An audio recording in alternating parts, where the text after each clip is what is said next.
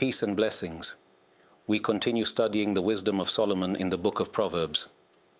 Today we will reflect on a verse that contains both a wonderful guide for everyday life for every person, and also something that relates to the entire nation, especially as Independence Day approaches, to take for ourselves some foundations and advice for life. King Solomon says, "From the fruit of a man's mouth he shall be satisfied with good, and the recompense of a man's hands shall be returned to him." This verse, like the rest of the book of Proverbs, is a book of parables. It compares a person's mouth to a tree that produces fruit. A person who plants a tree, and he knows in advance that he is investing money, but this tree produces fine fruits. Then he will receive fine fruits and enjoy them, be satisfied from them. On the other hand, a person who plants a tree of bitter almonds cannot later come and complain, "Why don't I have sweet almonds?" This is what you gave. This is what you get. The king says, "From the fruit of a man's mouth." Know that your mouth produces fruit, and the fruits of a person's mouth will bring him good, meaning a person who speaks good words creates a pleasant atmosphere around him. So all his life he will be satisfied with good. Not only will he receive good, but Solomon uses the word satisfied, which symbolizes a state of fullness, that you feel good, that nothing is lacking. What does it depend on? Solomon says, "From the fruit of a man's mouth." Pay attention to how you speak, what atmosphere you create with your words. There are people who are very pleasant to be around. They always have a kind word to say to everyone. Even when they have criticism, they know how to phrase it. They compliment, they do good to everyone around them, and everyone feels delighted to be in this person's company. And there is a person whom, as soon as you see him, you know, if we sit with him, he will start speaking badly and gossiping about others, slander and tale-bearing. And a person says to himself, "Now he's talking to me about so-and-so, tomorrow he'll talk to someone else about me." He's a gossip, he's offensive with his words, insulting. There are people who, out of pride, feel a sense of greatness, that they feel, "I'm so strong, I cut everyone down, I humiliate and belittle, I don't care what people think of me." It gives him a sense of power, but it comes from weakness. A person who is truly strong, who has a powerful personality, doesn't need to gain confidence by bringing others down or humiliating them. On the contrary, by uplifting others and feeling that he is doing good for people, that itself gives him satisfaction, happiness, and joy. But King Solomon, who was wise, says, "Know that not only from the good feeling you have you live in a high place, but also in the course of life you will be satisfied with the good you do for others." Let us finish the verse and then return to this idea, "shall be returned to him." The first part of the verse deals with speech. From the fruit of a man's mouth, the fruits of the mouth. What we're talking about, the end of the verse deals with action, and the reward of a person's hands will be returned to him. What you do with your hands, you will receive reward, will be returned to him. Who is the one returning it? It is the Holy One, blessed be He, who returns to a person the good that he does for others. So God will return to you the good that you do. This is the straightforward meaning of the verse, presented as a parable that is true in and of itself. This is something we can see with our own eyes. A person who always cares for others, all his friends know that if anyone needs help, he's the first to show up and assist. And when he, at some point, needs major help, maybe he's facing a complicated project and needs a lot of support, people to make phone calls, come to the location, take care of things.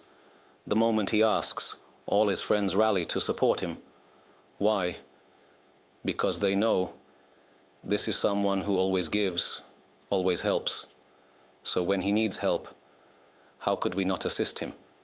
But if people know someone who only knows how to use others and hurt others, When that person needs help, maybe a loan or some support, everyone avoids him, and he doesn't understand why everyone is running away from him. He doesn't realize that the reward of a person's hands will be returned to him is happening right here. When we look closely at the verse, we notice something interesting. There are places in the Tanakh, Bible, with a ketiv and kri, meaning that when you open the book and see what's written without vowel marks, you might read the word one way, but the nikud, vocalization, changes it to the correct pronunciation. Here the verse says, and the reward of a person's hands will be returned to him. But how should the word yashiv, will return, be written? With a yud in the middle. But when you open the text, it says yashuv, and in parentheses it says yashiv. That's the kri, what you read. But what's written is yashuv. Anywhere in the Tanakh where there is a ketiv and kri, it means that there are two paths that come together. The word yashuv means something that returns on its own. It comes back to you automatically, whereas yashiv implies that someone is actively returning it to you. Here the verse says, and the reward of a person's hands. Yashiv. It appears that God returns something to the person. Just like in previous generations, grandmothers would always tell their children and grandchildren, if you do good, good will return to you. If you do bad, heaven forbid, the same will come back to you. It seems like a form of divine reward that God gives a person.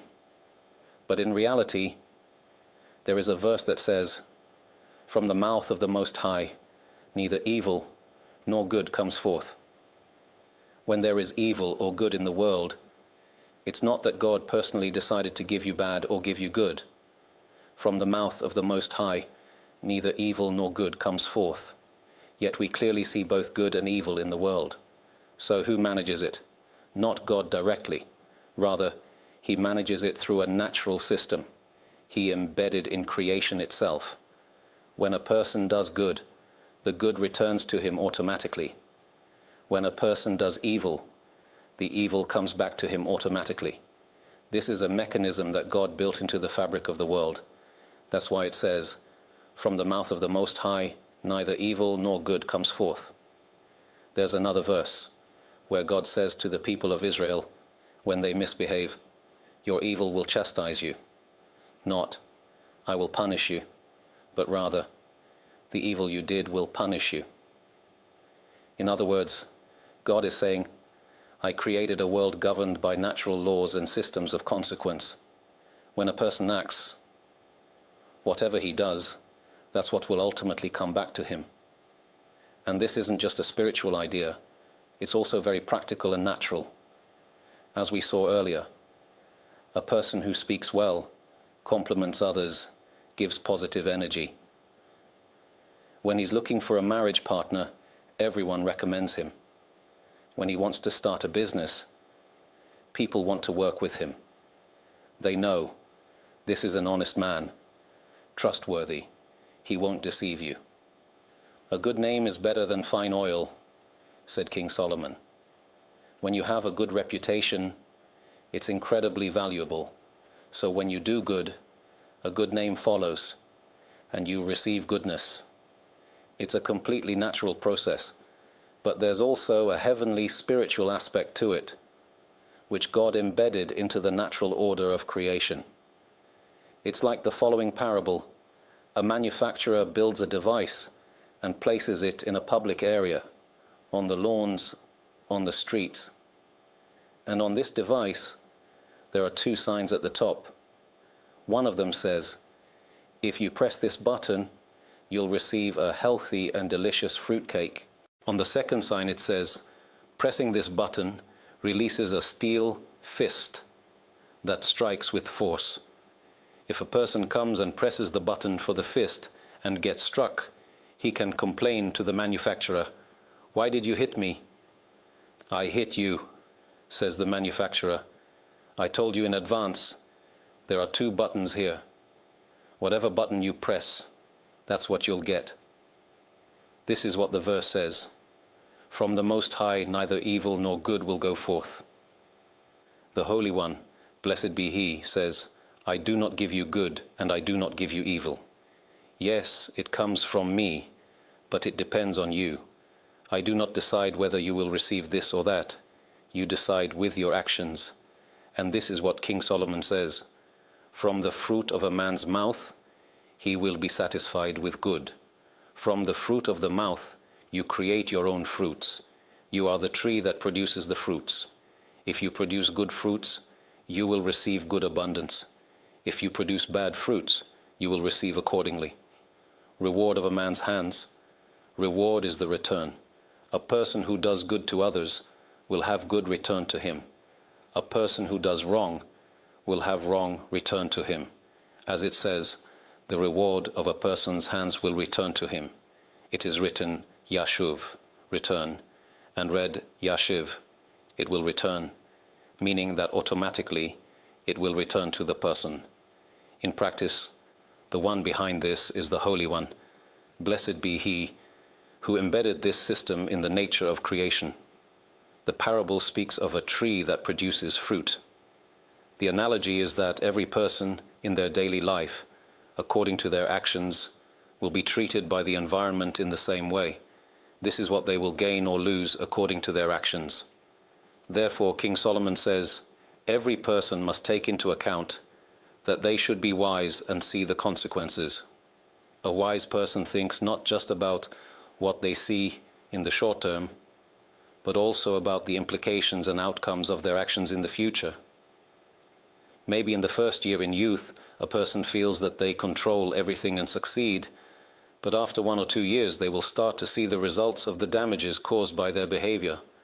But a wise person sees the future, always thinking about the result. What is meant by what the sages said? He is wise who sees the future. A newborn is the result of a past action. The baby was in the womb, not visible. But a wise person knows what will happen in the future. They know that a baby will be born and that this baby will have eyes, a nose, a mouth, and ears. Thus even now they can see the future before the future arrives. So too, every person, in every action they do, must be wise and see the future. That is, not just the superficial outer layer that you see now, but also think about the future, about what will come from these actions. Therefore, King Solomon emphasized the importance of having a good name. When their name is mentioned, people should always speak well of them. There will always be people with an evil eye, people who are not in the right, and they look for flaws even in the best of people. They may slander, but those are exceptions. Normal people who mention your name, honest and real people, will say good things about you. A righteous person, a faithful person, someone worth connecting with, a person with values who knows how to behave and doesn't act foolishly behind the scenes. When a person has a good name, the way they are treated and the great benefits they receive throughout life naturally follow. King Solomon says that this is a worthwhile pursuit. In every book of the Mishnah we see both a parable and its interpretation, and both are true. The parable is true in itself, and the interpretation is also true. But the interpretation leads to yet another deeper understanding. Rashi explains the verse, from the fruit of a person's lips they will be satisfied with good, as referring to those who engage in Torah study. When a person learns Torah and speaks it aloud, they are satisfied with goodness in this world, and their principle, the Torah they learned, remains for them in the next world. There is a Mishnah in Peah which says that some things a person does reward them in this world, but the principle remains for them in the next world. The majority of commandments we perform reward us in the next world, as the Mishnah says, this world is like a corridor, while the next world is like the main hall. The world to come is the grand hall, and this world is like the hallway. Prepare yourself in the hallway, so you will be able to enter the hall. Most commandments reward us in the next world, but some reward us in this world. It's like receiving interest. It doesn't diminish the reward preserved for eternity. True reward in the next world is real reward. Anything received in this world is temporary. Even if God makes someone wealthy because they did good deeds, gave charity, and became rich, it is not an eternal reward, it is temporary. In the end, everyone leaves this world. You can see people who had billions. How much did they really enjoy their money? Besides seeing the numbers in their bank accounts, how much did they enjoy it more than others? Not much. More trips, more material things. But in the end, they leave it all behind and pass it on to others. However, if from that wealth they gave charity, built hospitals, supported yeshivas, or helped the poor, that is something they take with them into eternal life. The reward God gives in this world, such as wealth, is temporary.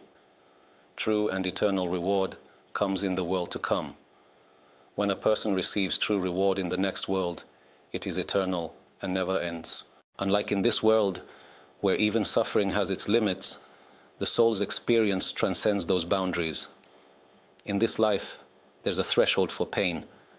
After a certain point, a person can no longer endure it, and they break down. The same goes for pleasure. There's a limit to how much enjoyment a person can have here. But in the spiritual realm, that's not the case. Neither suffering nor pleasure has limits there. Spirituality has no boundaries. The body is confined. It has a beginning and an end.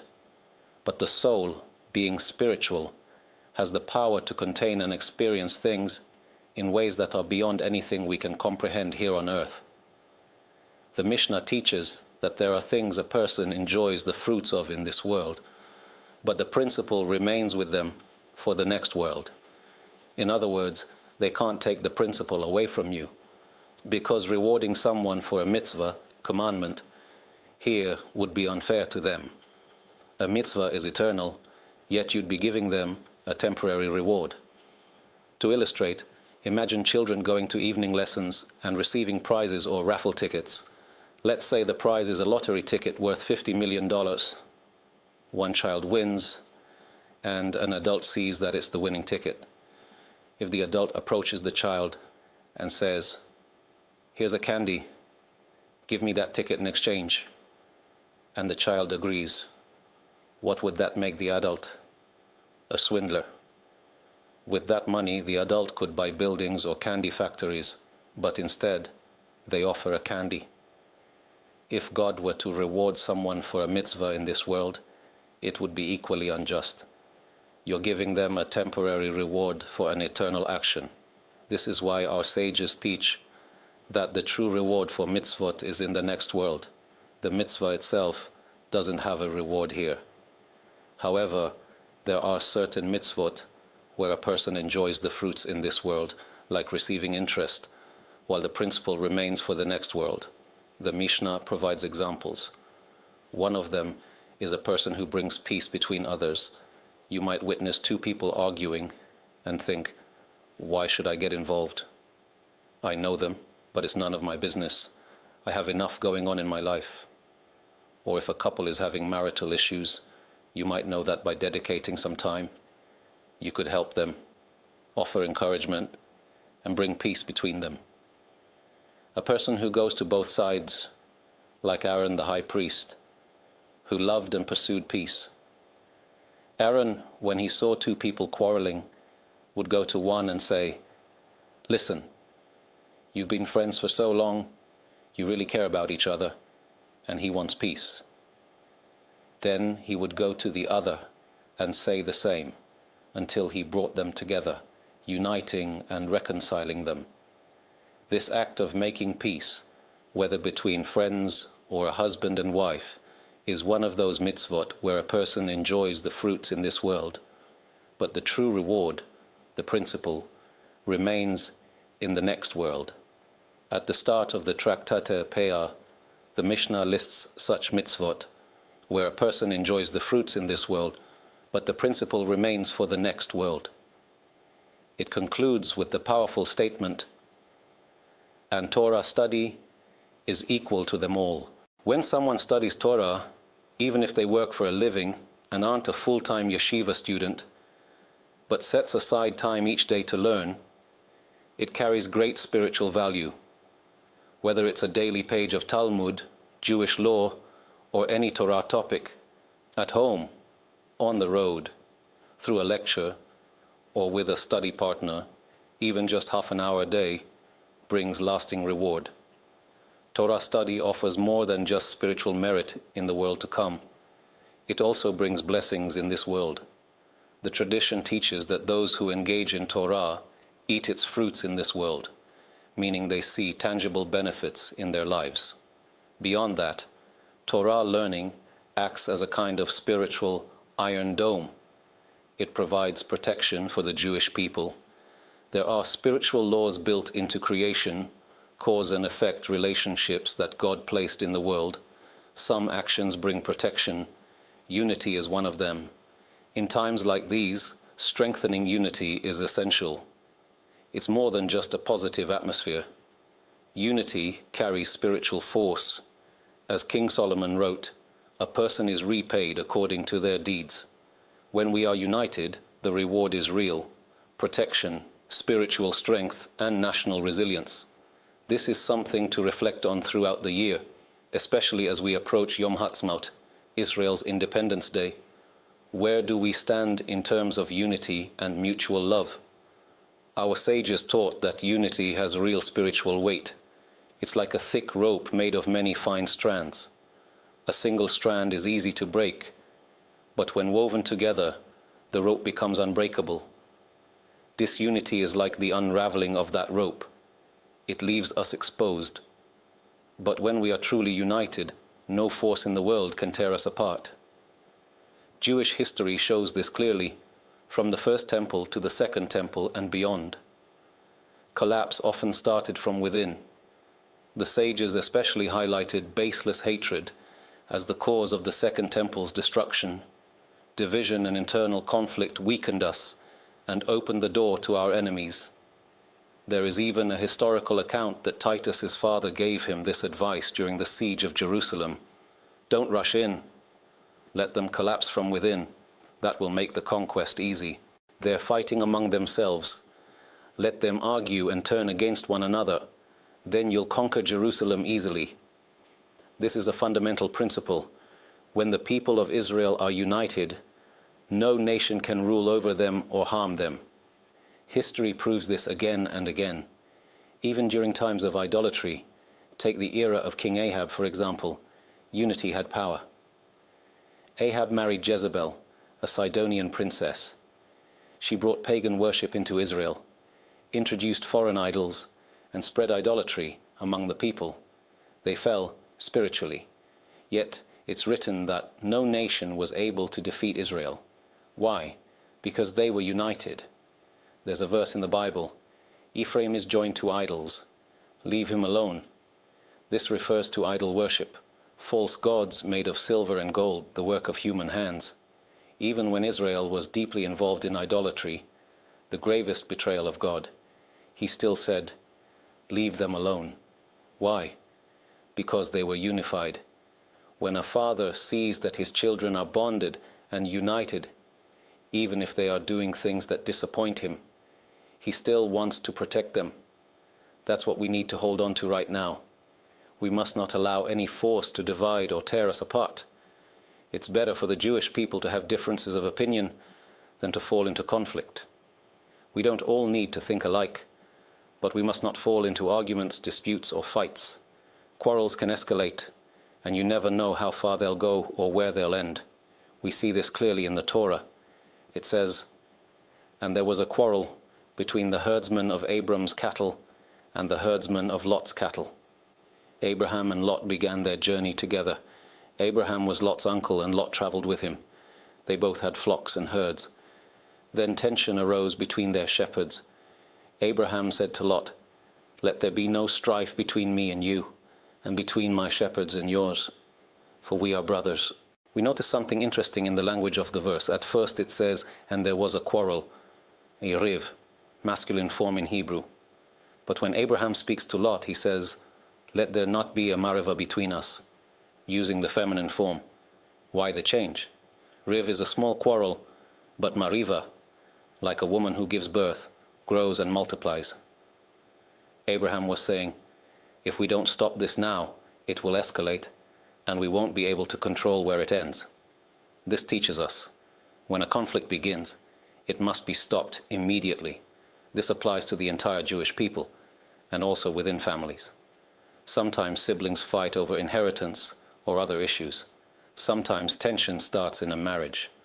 A wise person tells themselves, I'm stopping this now, I'm not letting it develop. Even if it seems like a small issue, don't wait and assume it will blow over tomorrow. Stop the riv before it becomes a mariva. Once it escalates, it spreads. You never know how far it will go. That's one area we must strengthen, the value of unity. And here's another point we should reflect on. Does each of us have fixed daily time for Torah study? In recent decades, a wonderful trend has developed. On Yom Ha'atzmaut, Israel's Independence Day, many communities host a full day of Torah learning. In synagogues around the country, from morning to evening, people organize Torah lectures and classes on a variety of topics. Many places also offer children's activities, so parents can sit and learn undisturbed. A wise person uses this opportunity. Since it's a day off from work, why not dedicate part of the day to studying Torah? Some make the day all about Torah, others make it all about barbecue, as if there's a Torah commandment. On Yom Ha'atzmaut, you shall host a BBQ.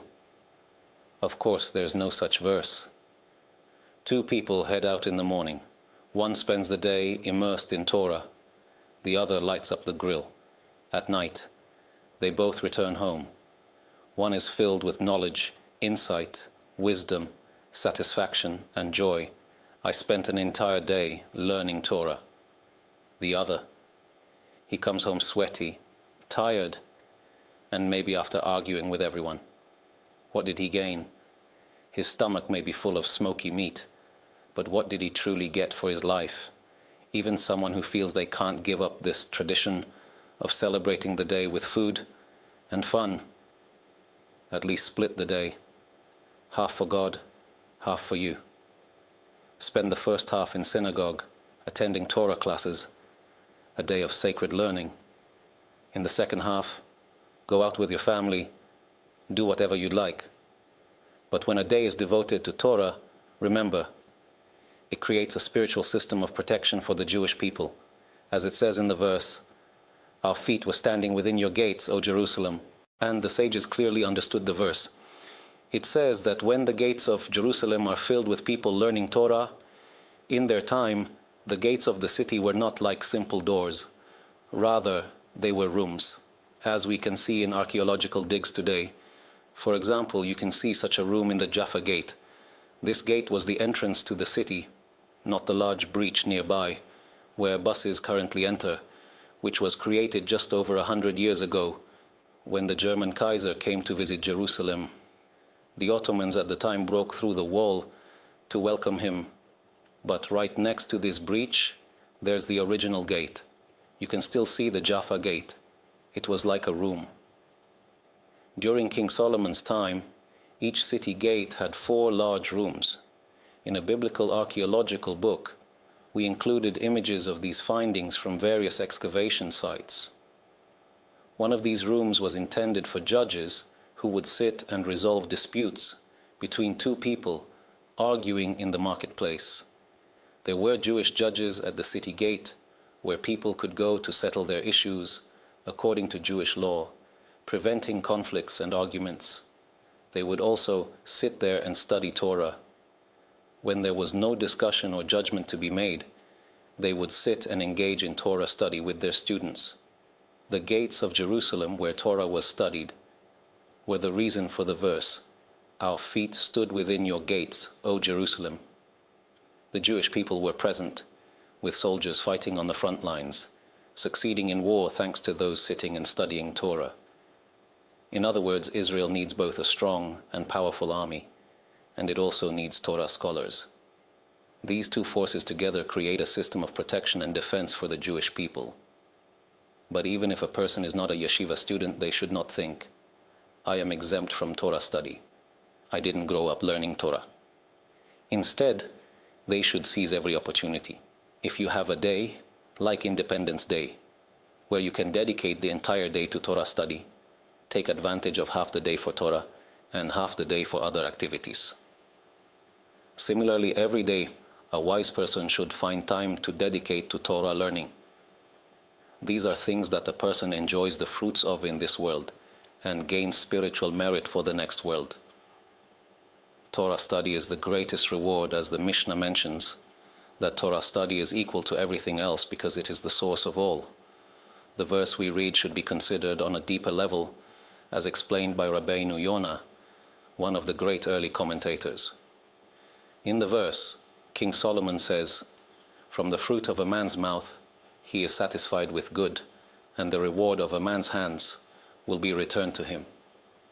Until now, we've seen two things: the mouth of a person and the hands of a person. He says that you should know that the words you speak will yield good if you speak good, and bad if you speak badly. Likewise, your actions with your hands will return to you. If you do good deeds, you will receive good in return. Rabbeinu Yonah says to pay attention to a deeper layer in this verse from King Solomon. As is known, Solomon is considered the wisest of all men, and every word he wrote was precise. The sages noticed King Solomon's deliberate choice to begin with Ish, distinguished person, and end with Adam, ordinary person. This teaches that those who've reached higher understanding shouldn't keep it to themselves. By sharing your positive experiences like the beauty of Shabbat with others, you earn reward not just for your deeds, but for all the good actions others take because of your influence. This illustrates the principle that the act is greater than the one who does it, showing how inspiring 10 people to contribute creates more impact than acting alone. Rabbeinu Yonah explains that there is another wonderful piece of advice King Solomon is giving here. The word Ish in Hebrew represents an important personality, while Adam refers to any regular person. Adam is used for every individual, but Ish represents a person of distinction, someone elevated, like in the book of Esther, where it says, there was a Ish Yehudi in Shushan, the capital, and his name was Mordecai ben Yair. When it says Ish Yehudi, it's not just referring to a man and not a woman, but to a significant personality. It refers to a person of high standing. Similarly, King Solomon is telling us, if you have reached a certain level of knowledge or understanding, do not keep it to yourself. Share it with others. If you started keeping Shabbat and found it to be a wonderful experience, at first you might have wondered how to change your habits, but once you experienced it, you realize the beauty of Shabbat. Don't keep it to yourself. Share it with your friends. Invite them to join you for Shabbat services. Let them experience the songs, the atmosphere. Strengthen them, uplift them. Tell them, come and see what Shabbat is. Taste its beauty. Experience the peacefulness. Turn off your phone. Sit with the family. Talk. Sing. Make kiddush. Light the candles. Enjoy a beautiful meal. Experience this with me. When you speak to them, and because of you, they change their actions for the better, you earn a reward for the good deeds they do. Therefore, King Solomon begins and says, from the fruit of a man's mouth, he will be satisfied with good. Meaning, when you reach a certain level, you should share your knowledge. And the reward of a man will be returned to him, means that you also have a share in the good deeds others perform because of your influence. The sages said, the act is greater than the one who does it. For example, if you are asked to help build a synagogue or a hospital, and you are willing to contribute 1,000 shekels, but you realize that there is a great need in your community, there is no synagogue in your neighborhood, so you decide to take action and involve others.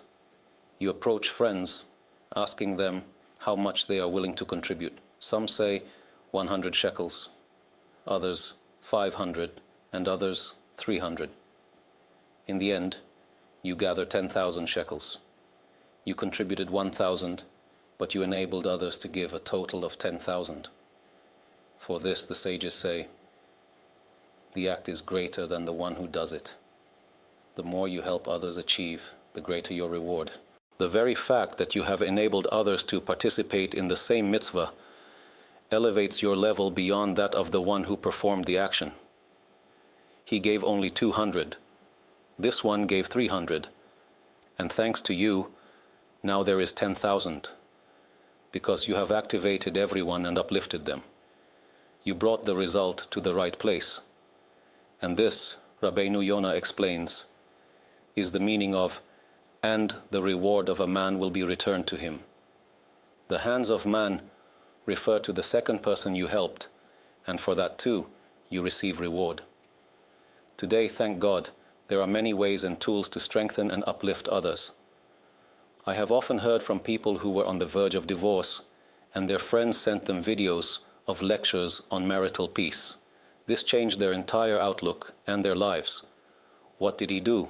He simply sent them videos recommending they watch these lectures. There are both short videos and longer ones. Every person should think about how they can contribute to others, not just live for themselves, but also strengthen others. You sent that video, and he strengthened his marital peace. You are now a partner in his peaceful life. You continue your life as usual, even unaware of what you did. But in the world to come, they will show you how you helped others. That person began putting on tefillin because of you, and you are a partner in his tefillin.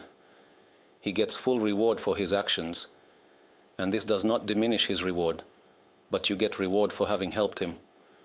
You go to a Torah class, bring a friend, and have him come along too. When a person uses the power of their speech, their hands, and their actions, it helps all of Israel and gives the person satisfaction. Someone who lives only for themselves will eventually begin to feel emptiness, even if at first they were excited, making money, buying houses, and acquiring assets. You've gotten everything you wanted, but the soul does not become fulfilled. King Solomon said, "A man's labor is for his mouth, and even the soul is not filled." All of a person's physical labor to gain money, property, cars, and houses goes to the body, and the soul is not filled by it, because these are material things that belong to the body. But when a person gives nourishment to the soul, doing acts of kindness, helping others, organizing activities, the soul receives fulfillment and a sense of goodness. A person who knows that 10 years ago he didn't know how to open a Gemara page, and today, thank God, he has already finished several tractates of the Talmud. He didn't know back then, but now he is well versed in many halachot, several sayings of the sages, and Pirkei Avot. During this period, after Passover, it is customary in Israel to learn a chapter of Pirkei Avot every week, one chapter in synagogues. Every Shabbat, they read one chapter. But usually in synagogues, it's read with reverence, which is also good, as it provides some general information. However, a wise person will take Pirkei Avot and study one chapter each week. There are 6 weeks from Passover to Shavuot. In total, there are 7 weeks, but only 6 Saturdays. Up until Shavuot, every Saturday, one chapter from Pirkei Avot is studied. There are 6 chapters in Pirkei Avot, and each one offers advice for every area of life. Who is a hero? One who conquers his impulses. It's not about the person who fights and defeats everyone. That's not a hero. Just because you have big muscles doesn't make you a true hero. Let's see you stand against an elephant. You won't win. He will win. We will take the medal from you and give it to him, because he is stronger than you. Muscles in Judaism are not of value. A true hero is the one who conquers his own desires. You have an internal urge to argue or say something, but you don't say it. That's true heroism. You have the desire to look at something that's not good for you, but you don't look. That's true heroism. The Mishnah continues. Who is happy with his portion? It's the wise man who learns from everyone. In the commentary on Pirkei Avot, We expanded on the explanation of every statement, and we need to value this a lot. When a person learns Torah, it enlightens him in every area of life: his home, the education of his children, happiness, satisfaction, guidance for life. All of these elevate him to a wonderful level. In summary, if we sum up the message of King Solomon in this verse, he says, "Know that in creation there is an interaction between material and spiritual. If you speak well and act well, you will receive goodness in return. When it comes to an entire nation, we must focus on unity and strengthening, especially as we approach Independence Day, to elevate all of Israel. Spiritually, since the terrible tragedy in the south, there has been much awakening within Israel, much strengthening, and many miracles. We also see it within the Jewish people. Who could have imagined before that tragic day that a year and a half later, Hamas would be where it is today? There is still much to be done, but the Hamas of today cannot be compared to the Hamas of then. Hezbollah, the situation in Syria, Iran, all of Israel's enemies, who just a short time ago, the Shin Bet here had no idea. It seems they weren't aware of how much danger Israel was in. If those plans had succeeded, it would have been a catastrophe. We were struck hard, but we woke up, and we are seeing the results. According to a survey published a few months after that tragedy, about 40% of the residents of the country, who previously had no connection to Torah and Mitzvot, report that they have become stronger in their faith. This is a very impressive number. It is hidden. Who knows how many others are rising and strengthening themselves, but do not want to share it with others. This is our responsibility, especially at this time as we approach Independence Day, to take personal strengthening for ourselves and to strengthen others as well. May it be God's will that through the rise of Torah and the strengthening of all of us, and through the words of Torah we spoke tonight, the Holy One, blessed be He, will protect and defend the people of Israel and the soldiers of Israel. May He return the hostages to their homes, healthy and whole in body and soul, and may we soon merit the complete redemption with kindness and mercy. Amen.